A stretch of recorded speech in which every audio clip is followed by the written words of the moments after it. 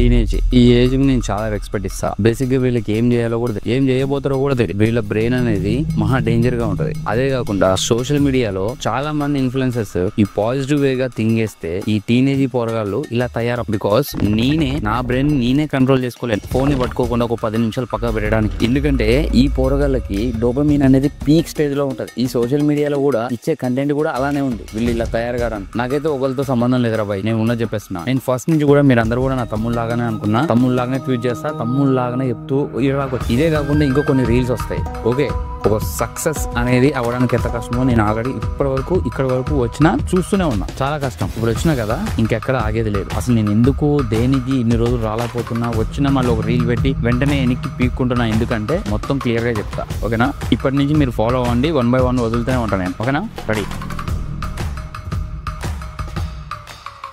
కింద long video ఉంది, వెళ్ళి చూడండి, మీకు మస్తు అర్థమవుతుంది.